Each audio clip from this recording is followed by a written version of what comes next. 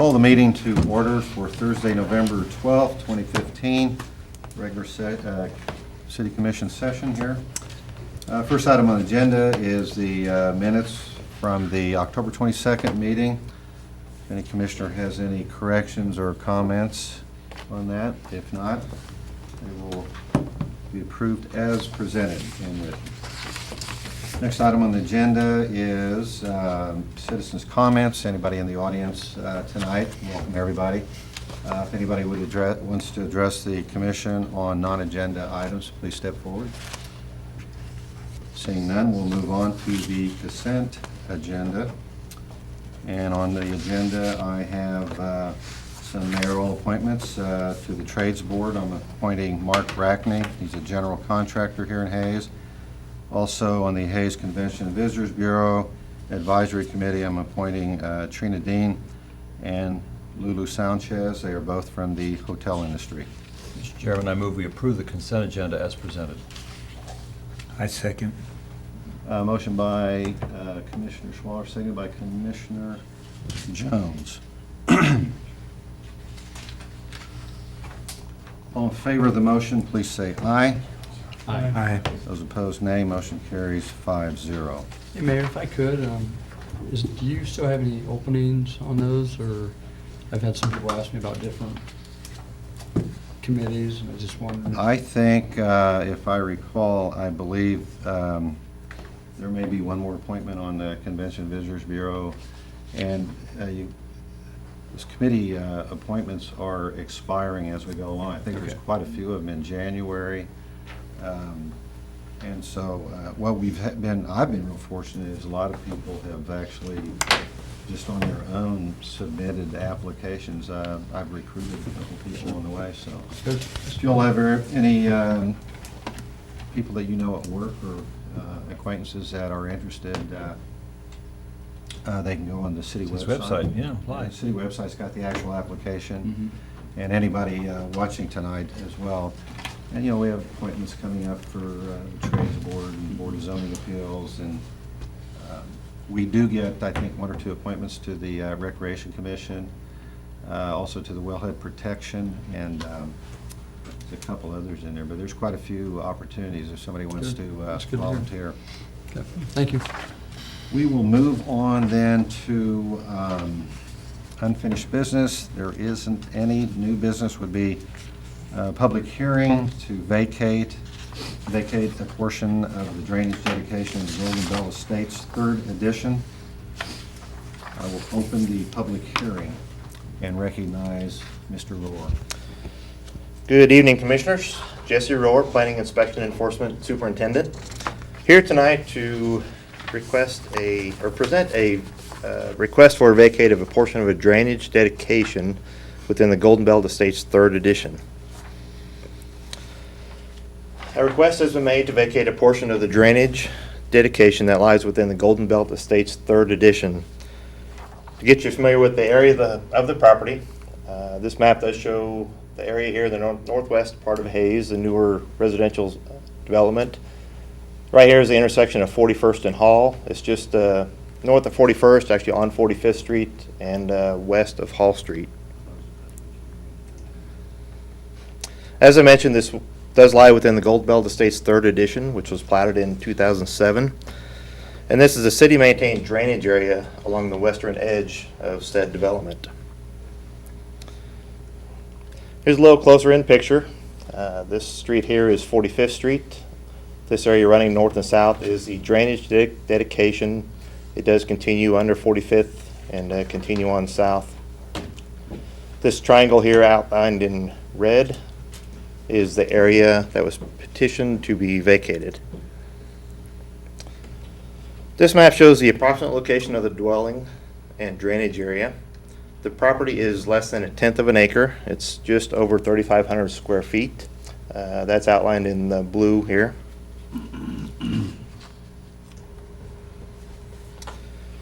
Currently, this area is maintained by the city, but has little or no value to the city. It is a total of 0.081 acres. We did visit with Parks Department staff about this beforehand, and they have no issue.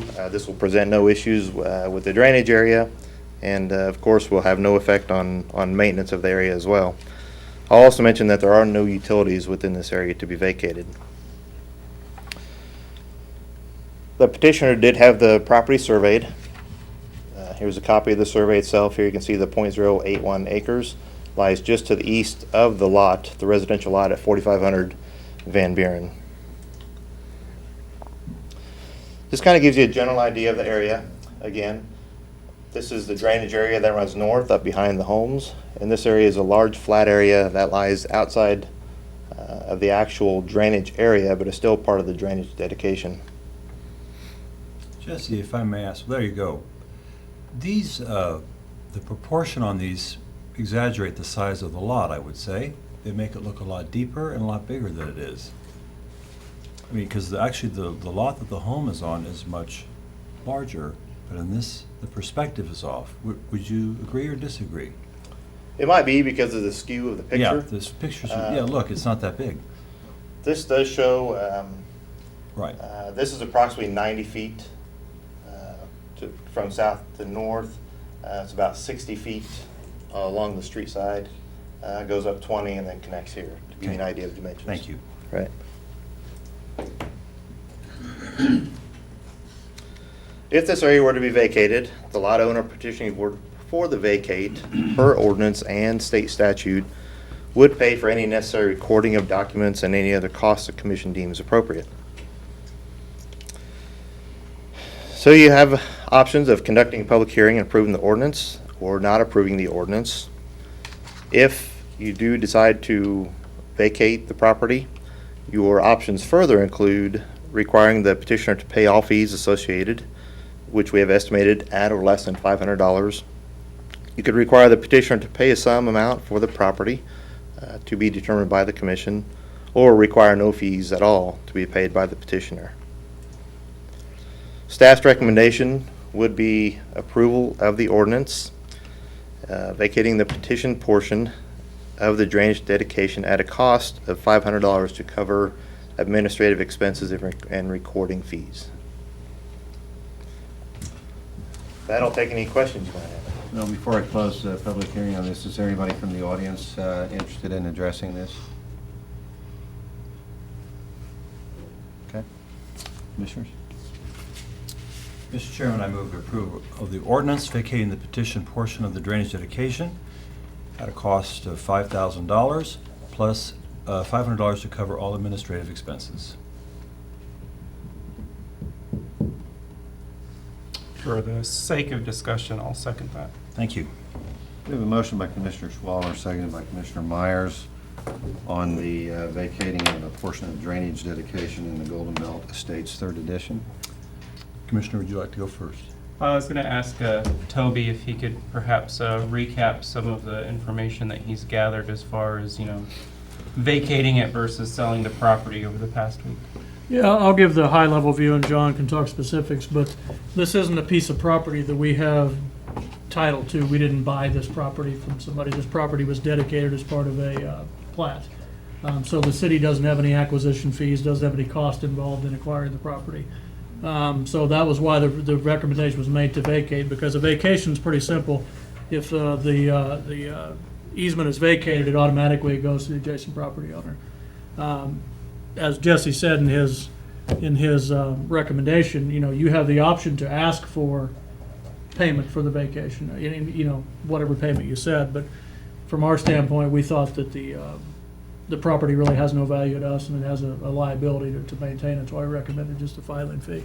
But John looked at it as far as if the commission wanted to sell the property, and that's where it gets a little bit difficult to treat it like a titled property.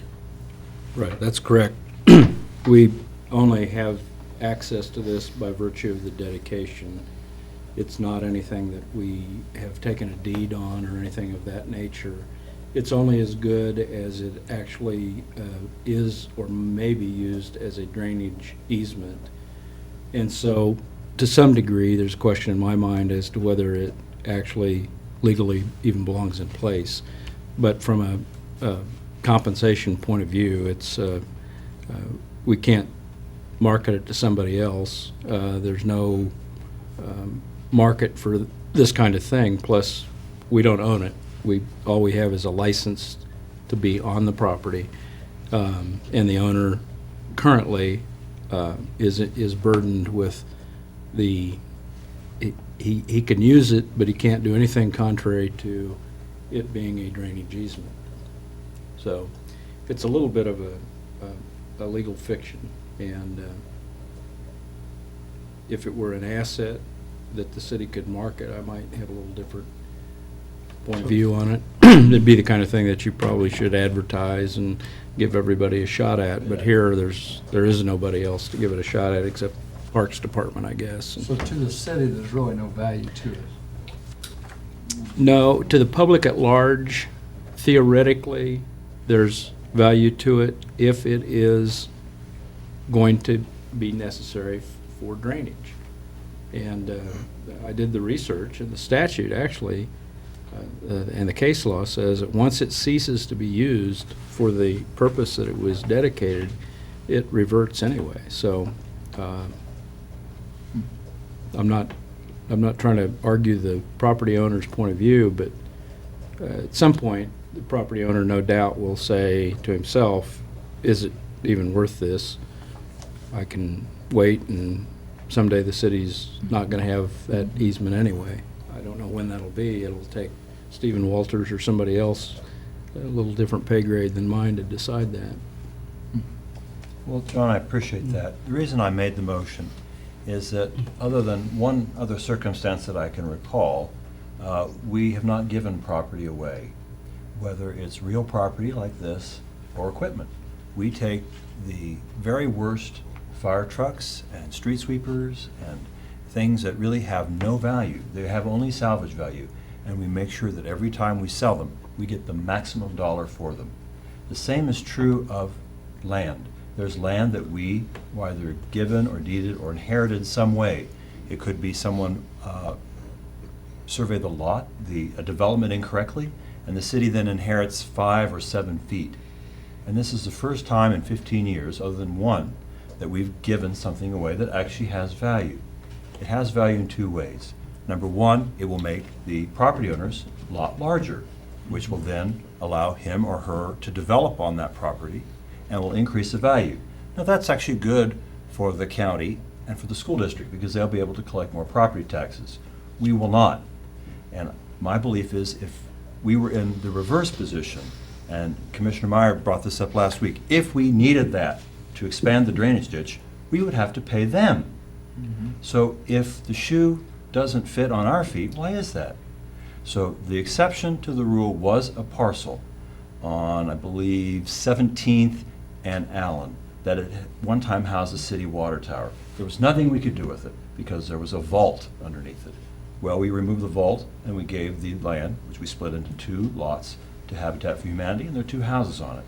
But as John pointed out, we actually had title to that land because we had a water tower there.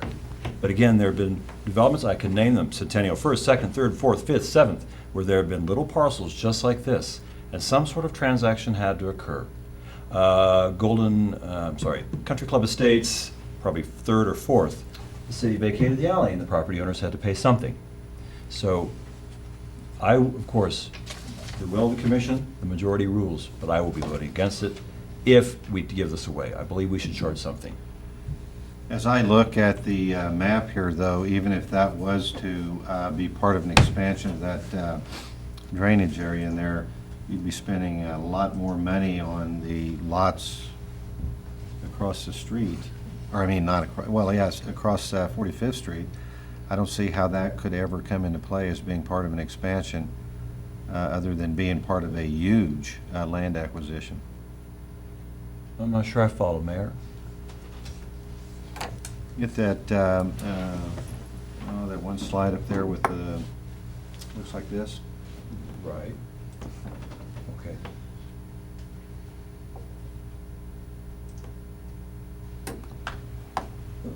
Mayor, The way it sits there, I don't see how it would ever become part of any kind of an expansion of that already. Mayor Phelps, I think I may have misspoken or misunderstood. I'll give you an example. The city built a road from Canterbury to Commerce Parkway And we were, John, how long did that take to get that land? Just that little feet to widen that road? We had to get Yeah, an it was- appraiser involved, the appraiser eventually died. I mean, it took years. So again, I'm not saying that in this particular circumstance, we must have it. But I'm saying that every time we've had to acquire a little piece of property, just like this, to widen a road or put in a easement or something like that, we have to pay, and it's very onerous on the city. Whereas this is such a smooth transaction, just give them the land. So there is a cost to this, particularly to the public, whether it's used as a drainage ditch or even as a little park. Although that's probably not feasible, it's quite a small piece of property. The children can't play on it anymore. It's private property.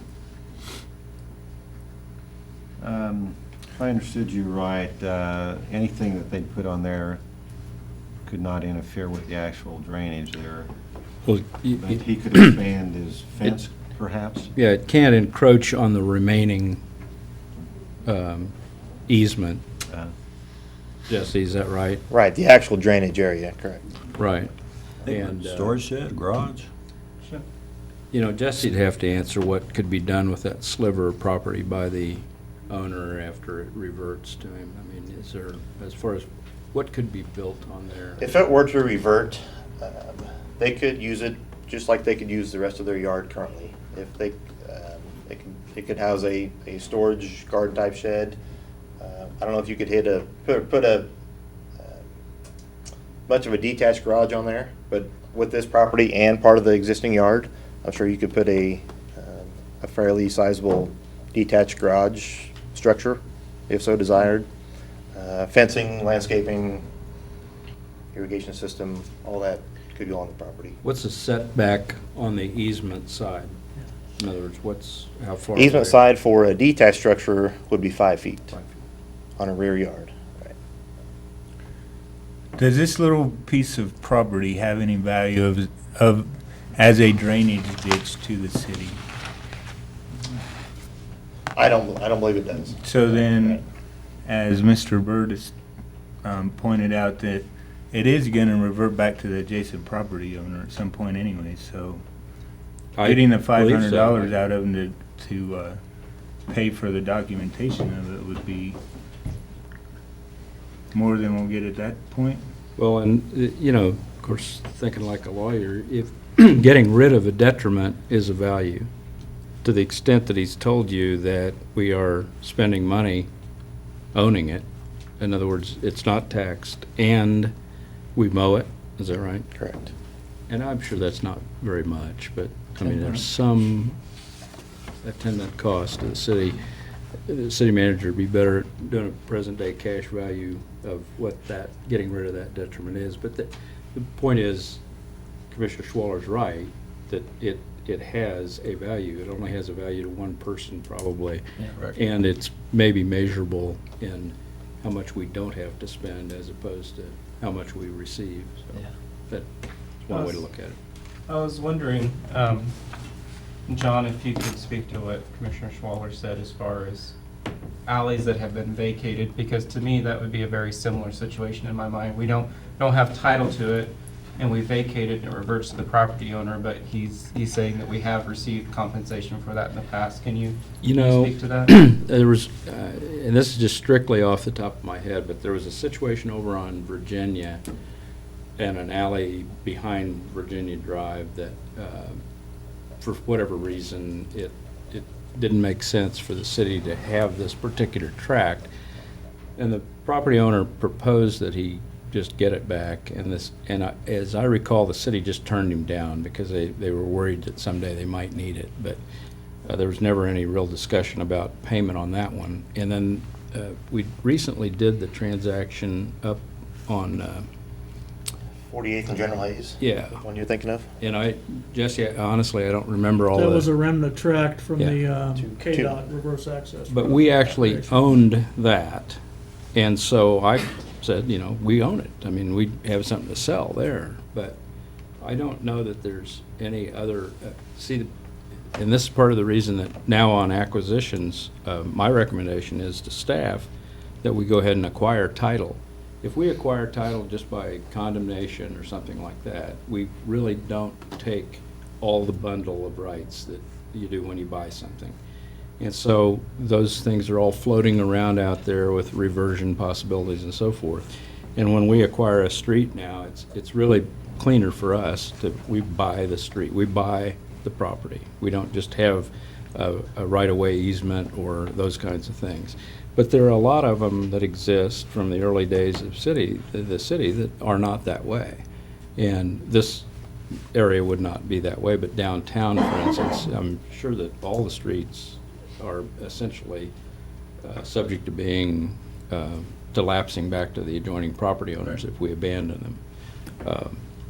So it's a mixed bag. I think that we have had situations before where we've at least negotiated with the idea being that we weren't going to charge for it. But it was just a question as to whether the city was going to use it. And this one, you know, what I heard from staff last week was that it just simply, it should not have been platted this way.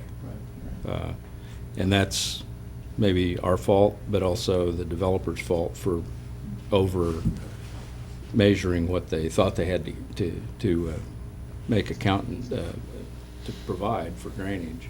It's more our fault, we should have caught it in the planning process. They probably counted it towards their green space. What are we gonna do across the street? Right. Because again, I don't know who owns this house. I could have looked at the paperwork. I did not. This has nothing to do with the property owner. We have a similar situation across the street. I hope that after this meeting, regardless of the vote, we have a uniform policy, and John says we will on new development. But what about the other stuff? And again, if it's so minuscule like this, I don't want to spend staff time, and particularly Mr. Bird's time, researching it, finding it, getting it, attaching value to it. But I think we need to have a little clearer policy on this. I think we're kind of left hanging here. I remember lots we inherited on, I think, was it Sherman? That we bought and sold, and we received, and we sold, and we bought, and then we sold. I mean, we own them more than houses, so the people live in their lifetime. We bought and sold them so many times. So, you know, I'm going to, again, vote for compensation, and vote against if we did it free, but I'd like a policy going forward. Is that possible, Toby? Sure, if you want. Okay. I think if we are gonna charge for it, I think we need to, $5,000 plus $500 for the documentation is way excessive for it. How much does it cost to buy a residential lot in this neighborhood? I have no idea, but this isn't a lot that you can build anything on by itself. Yeah, it's pointless. It's, But I agree with Mr. Swaller, we should have a policy, but we don't currently have that policy in place, so I think we should just pass it as is, in my opinion. Not to further, but, I mean, Toby, do you have any thoughts on the whole alley vacating that they've paid, that property owners have paid for that? I'm not aware before? of any, but I've only been here 10 years, so I don't know. We looked at this without looking at past circumstances. We looked at this as a clerical oversight more than anything. Okay. It's an oversight. If somebody would have walked in our office and said, we want to give you this tract of land to take care of, we'd say, no, we don't want it. We're trying to correct an oversight.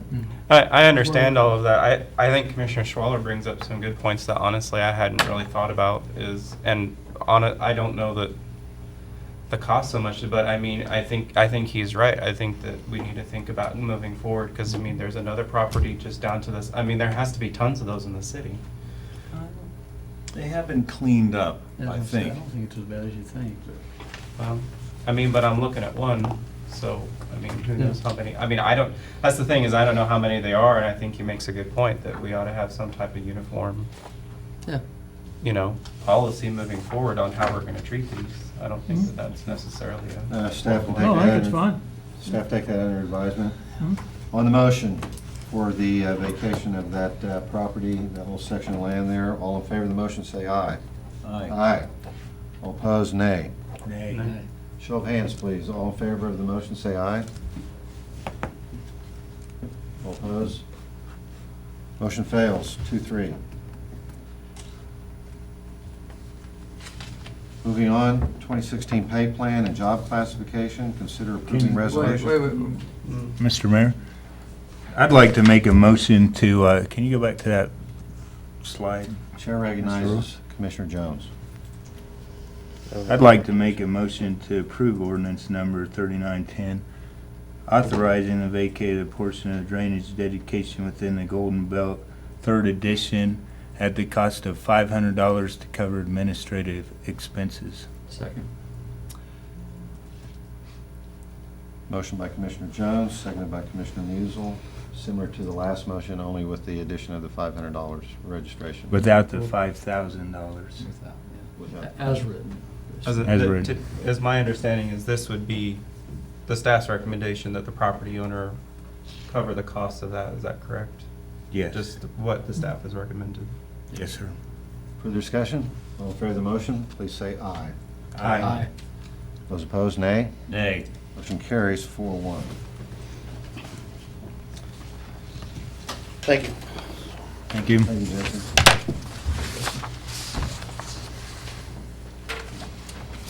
(2016) pay plan. Chair recognizes Aaron Giebler. Floor is yours, ma'am. Thank you, Mayor. Erin Giebler, Director of HR.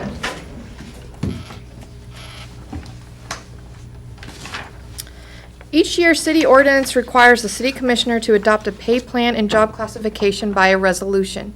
In 2015, the city provided employees with a 2% bonus that will sunset at the end of the 2015 payroll year.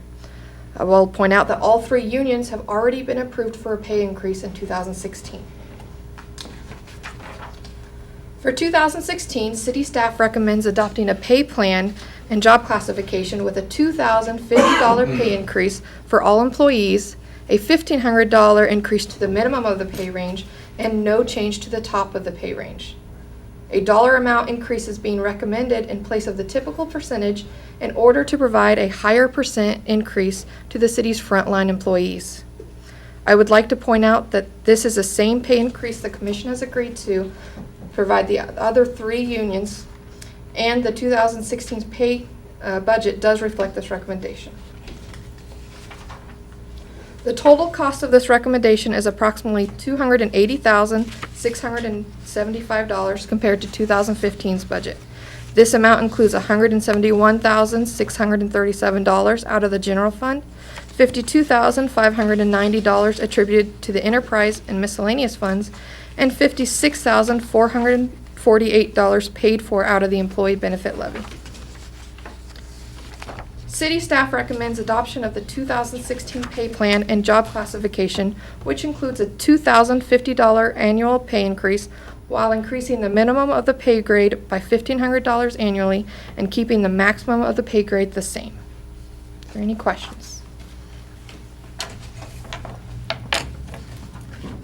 Mr. Mayor, I would move that we approve resolution number 2015-023, adopting a 2016 pay plan and job classification that includes a $2,050 annual pay increase while increasing the minimum of the pay grade by $1,500 annually and keeping the maximum of the pay grade the same. Second. Motion by Commissioner Myers, seconded by Commissioner Musel. On the 2016 pay plan, is there any discussion on that? It was covered pretty well in our work session, but basically we are looking out for the people on the entry level and so forth, as opposed to the top level as far as pay increase. Any further comments? On the motion, all in favor say aye. Aye. Opposed, nay. Motion carries 5-0 on the 2016 pay plan. Moving on, 2016 health insurance. Floor is yours, ma'am. All right. Before we talk about the 2016 health insurance, let's look at the history of health insurance with the City of Hayes. In 2010, City Commission set a $9,500 per average employee cap on health insurance. Since then, the Wage and Benefit Committee and city staff has been tasked with finding the best insurance within budget. From 2011 to 2014, the city was able to stay under budget. In 2015, the city's health insurance was over the cap, but the commission allowed the city a one-time opportunity to use some of the savings from 2014 to continue to offer no-cost family health insurance.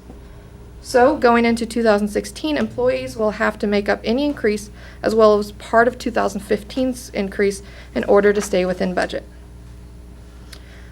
The renew and bid process was completed by the city benefit consultant, Julie Yarmer. She received responses from Blue Cross Blue Shield, including both fully funded and self-funded options, Aetna, formerly called Coventry, who is the city's current health insurance provider, United Health, as well as looking at the state plan. I will point out that Julie did go back to responders multiple times and asked for better rates. And thanks to her persistence, she was able to get us some better plans at lower rates. Bids for options comparable to the city's current plan ranged from just under 4% increase to as high as approximately a 21% increase, with United Health having the highest bid and Aetna coming in as the low bidder. The Wage and Benefit Committee reviewed the renewal bids as well as 19 other plan designs. They recommended a dual option plan provided by Aetna, which would allow the city to offer a no-cost option to the employees and their families. Aetna's premiums are increased when dual options are provided due to additional administrative costs on their end. But the committee members felt that this increase was worth the additional cost to provide employees with a no-cost option. Here are the recommended plans. The base plan would offer a $2,500 deductible with an additional $3,850 of coinsurance per person up to 2 people. This plan does have first dollar benefits like copay for office visits and prescriptions. Since this plan comes in below budget, this option would be a no-cost option to employees and their families. The premium plan, which is extremely comparable to the city's current plan, has a $1,500 deductible with an additional $1,000 of coinsurance per person up to 2 people. It also has copays for the office visits and prescriptions. This plan is approximately $150,000 over budget. In order to stay within budget, employees who would elect this option would be required to pay 8.31% of the premium. Employees would pay a biweekly pre-tax amount of $17.30 for a single plan, $37.20 for an employee spouse plan, $34.61 for an employee children plan, and $54.51 for a family plan. City staff did an in-house survey to see how the 2016's health insurance compares. Staff surveyed governmental agencies around Kansas as well as local businesses in northwest Kansas. When comparing the annual max out-of-pocket for family plans, including employee share of the premium, the city's recommendation for the premium plan is 29% lower than the governmental agency's average and 49% lower than the local average. The base plan, which has a much lower employee premium since it is no cost, but it does have a higher max out-of-pocket compared to the governmental agency and local businesses. City staff recommends the commission authorize the city manager to sign an agreement with Aetna to provide employees with a dual option health insurance plan provided by Aetna, with the city paying $1,719,500 out of the Employee Benefit Levy Fund.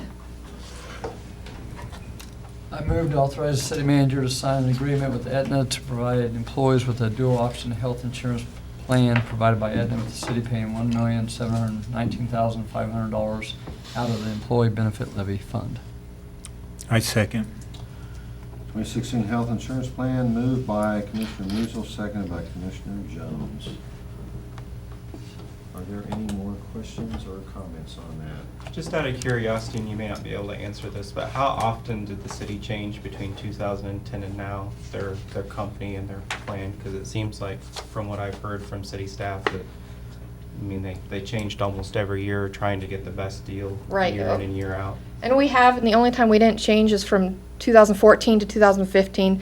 The only change is Coventry bought out Preferred Health, so we changed names of company, but the benefits did not change. But other than that, every year we've changed, we tweaked benefits to get the best deal that we could. Well, and as I understand it, it wasn't just a matter of changing companies, but it was a matter of going from high deductible to self-funded to traditional plans, that there was a lot of juggling there, is that correct? Right, and changing the deductible amounts and changing how prescriptions were covered. Aaron, why did we do that? In order to get the best deal for our money. Part of it is the no-cost option is great for our employees, and employees will tell you, well, we still pay, we pay the deductible. But the ones paying the deductible and paying the higher ones are the ones using insurance, and the ones who aren't using insurance aren't paying as much because they don't have the premium cost. I want to thank you for your work on this, particularly throughout the years. I also am very happy our consultant, probably one of the few consultants that we have that routinely provides the service we need. So we're very lucky to have her. Thank you. Well, and I just want, I can't imagine going through that many plans, so the committee that the city has put together on that, I think they probably put a lot of Oh, work yeah, into that too, absolutely, so yeah. I commend them for doing that, and really for the past 6 years for the city, and really even the employees being willing to flip-flop like that to try and keep costs low, so, which is why I brought that up in the first place. Aaron, you've done a very good job with this. We appreciate what you've done. Thank you. You care to make any predictions for next year? Nope. You're welcome. And all in favor of the motion on the 2016 health plan, please say aye. Aye. Opposed, nay. Motion carries 5-0. Aaron, thanks for your work on that. Thank you. Next is the request for proposals for auditing services. Chair recognizes Mr. Kim Rupp. Good evening, Commissioners. Kim Rupp, Director of Finance. Preparing municipal government financial statements and conducting annual municipal third-party audits in the state of Kansas is mandated by Kansas State Statute KSA 75-1122. Also, Policy 8, Accounting, Auditing, and Financial Reporting of the Comprehensive Financial Management Policy dated 12/22/05 stipulates that the city will select a firm for auditing services through an RFP process every 5 years. This requirement was included in the policy based on the recommendation of best practices by the Government Finance Officers Association.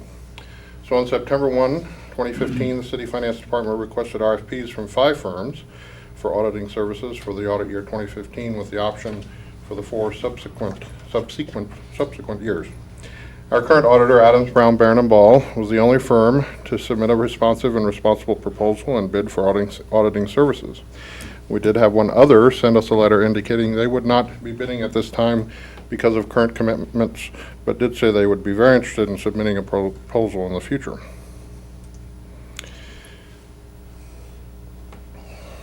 This graphic depicts the results of the sealed dollar cost bids that include the commitment fees for the entire 5 years. The fee for the 2015 audit year is just a slight increase of 1.8% over the 2014 audit fees. The single audit, also known as the OMB A-133 audit, is an additional piece that is required if the city expends $750,000 or more in federal funds or grants. Often this is a result of funds expended at the airport or such, as those are likely higher cost projects. And another area that this will come into play is with the new wastewater plant project. The funds advanced through the SRF loan are considered federal dollars, and such action will require a single audit per our loan agreement with KDHE. It assures the federal government of the use and management of those funds. However, if the city does not meet the $750,000 criteria, then the single audit is not required. Therefore, we wouldn't pay that extra fee. City staff has had nothing but a great relationship and good experience with Adams, Brown, Barron & Ball over the years. They have come to know our procedures, processes, and policies very well. Their staff has been incredibly responsive over the years, as we have had numerous calls and conferences to vet out changes or additions to our accounting and reporting. I consider that the value add in this, is they are always happy to help us be proactive rather than reactive. And as is illustrated in the proposal in your packets, they're also well known in the government realm of auditing throughout our area in the state of Kansas. Therefore, city staff recommends the acceptance of the proposal and bids from Adams, Brown, Barron & Ball for the next 5 years. So we ask that you authorize the city manager to enter a contract for auditing services with Adams, Brown, Barron & Ball for the audit year of 2015, with the option to renew the 4 subsequent fiscal years to be funded from the city clerk finance professional services budget. I will add at this time that, apologize, Lori caught something.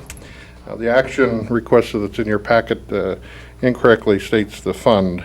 So if you choose to make a motion, I'd ask that you make it from the screen, please. Thank you. Mr. Chairman, I move we authorize the city manager to enter into contract for auditing services with Adams, Brown, Barron & Ball for the 2015 audit year in an amount not to exceed $41,346. The option to renew the 4 subsequent fiscal years to be funded from city clerk finance professional services budget. Second. Motion by Commissioner Schwaller, seconded by Commissioner Myers. On the request for auditing services, are there any comments on that? To me, it appears to be a very simple matter. We have one bid. It's in front of us. It's a good bid. Could it be cheaper? Perhaps. I have no idea. Without another bid, I have nothing to which to compare it. So, given the great service that they provided us and the insight that they provide us as commissioners, I'm going to vote for it, obviously. What was your correction on the, that you said in your action requested? I had incorrectly listed the intergovernmental fund as the place to be funded from, and it's actually city clerk finance budget. Sorry about that. I do have a question. Why isn't the single audit funded from a wastewater fund? Because it can be any number of things, and maybe Melissa can answer this a little better, but it has to do with federal dollars, so it could be airport. It could We be, don't in know. our next instance, the wastewater facility. Good enough. Whatever federal, the federal dollars can be used in any area of the city, so. Makes sense. Why did we only get one bid back on this? Any thoughts on that? Well, in one indication, they had other commitments. Other than that, I don't know that we have too many in Hayes that are large enough to take us on, honestly. Maybe two others, possibly, but they were given chances. I gave everybody a chance in Hayes, including the smaller firms, the ones that are operated by individuals even. So I would imagine just the sheer size. They fill this room when they come in, and they're here several days, 2 different sessions. It's an undertaking. We look forward to their report. Yeah, it's been very good since I've been on the commission. So that's something to be proud of. Okay, on the motion, all in favor, say aye. Aye. Opposed, nay. Motion carries 5-0 for the auditing services with Adams, Brown, and Ball. Thank you. Thank you, Mr. Rook. Thank you. Report of the city manager. I'm happy to report that the new assistant city manager will take a seat next Monday. So we'll have some help, Jacob Wood. We're glad to welcome him aboard, and we'll introduce him at the next meeting. Excellent. Good deal. I don't have anything. I want to give a belated thank you to the veterans, not only in this community, in this country, but also here in Chambers. Lance Jones, Toby Doherty, and while getting ready for Veterans Day to honor the members of my family, I found a little certificate that President Truman gave to every single serviceman and woman who served in World War II. And it something to paraphrase is Truman was a much better speaker than I, and certainly much more down to earth, but said that it was an amazing, the war had been terrible, and that there'd been a lot of sacrifice, and that he appreciated the sacrifice that every man and woman had given during the war. But now that we were in peace, he looked forward to them working to build their communities and make the country stronger. And that's what every veteran does. They come back here, and they make the schools better. They serve on city commissions. They serve in civic organizations. So I want to thank every veteran, not only for their service in the military, but their service here at home. Thank you. I have nothing. I'm just going to point out to the commissioners, I did sign 2 proclamations today. One for Parkinson's Awareness Day, which is going to be on November 21st, 2015. We had that signing ceremony here in the commission chambers earlier this evening. And earlier today, I signed a proclamation for Nurse Practitioners Month, recognizing all the fine work that the nurse practitioners do, especially in our rural areas of our state. Also, belated Veterans Day kudos to all the veterans in our community. Meeting is adjourned.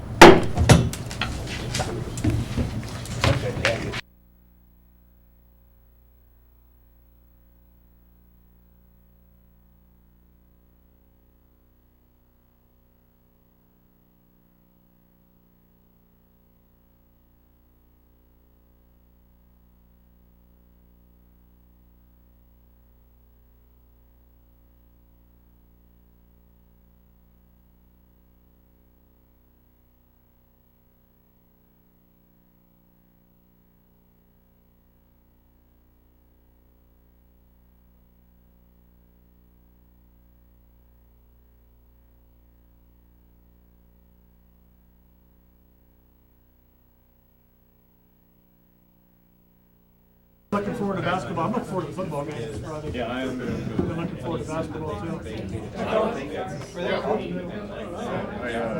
have to take off Monday, but Date or something that we went up to last year. And they either beat us or gave us a hell of a time, right? Check on the office today. That's right. take off Monday. Yeah. Very cool. I'm always I'm ready for this. Thank you. When they ask what Appreciate it's, it.